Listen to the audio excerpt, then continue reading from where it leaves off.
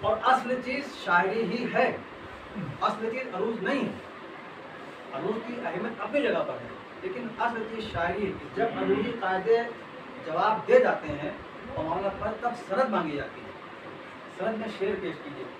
تو اگر شعر پیش کر دیا تو وہی اصل ہے، پھر عروض کا قاعدہ پھر وہاں پر مسترد ہو جاتا ہے۔ لیکن پھر یہ الگ بات ہے کہ وہ کس کا شعر ہو، کن لوگوں کو ایک الگ بحث ہے، اساتذہ کون ہے کون نہیں، غلطی سب سے ہوتی ہے۔ ذوق تو استاد تسلیم کیا گیا ہمارے یہاں، لیکن غلطی ان کے یہاں بھی موجود ہے۔ جو ایک منظوم قاعدہ مقرر کیا شاگردوں کے لیے، اس میں قواعد ضرور بتائے انہوں نے، بڑی بحث ہم لوگوں کی ہوئی، خالد بھائی گواہ، اور تو یہاں اس میں کوئی ہے نہیں جو ان گروپ میں ہو،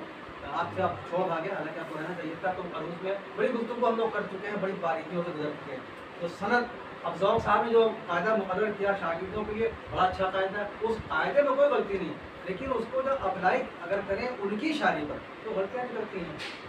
تو بحث ہوتی ہے۔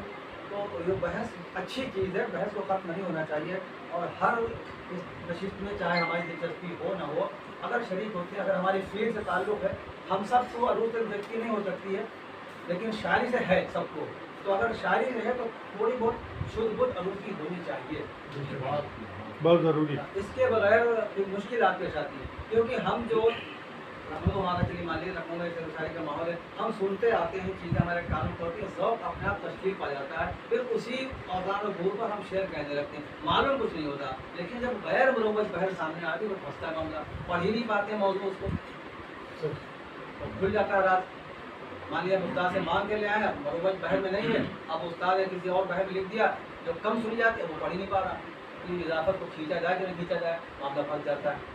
تو یہ ہے عروض کی مختصر سی تعریف۔ اچھا، عروض کی جو معتبر کتابیں ہیں، جو بہت معتبر ہیں، اس میں عربی کی کتاب معیار الاشعار ہے، اور اردو میں ایک کتاب ہے بحر الفصاحت جو 5 جلدوں میں ہے۔ یہ معتبر کتابیں ہیں عربی اور اردو کی۔ بعد میں جو کتابیں ہیں وہ سب بعد میں لکھی گئی ہیں، اور اب تو نئی نئی بحروں کے نام بھی لوگ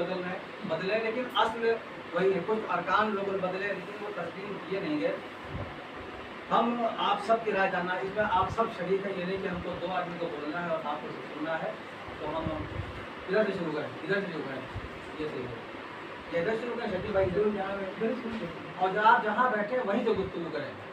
اور بیچ میں گفتگو اگر کوئی کر رہا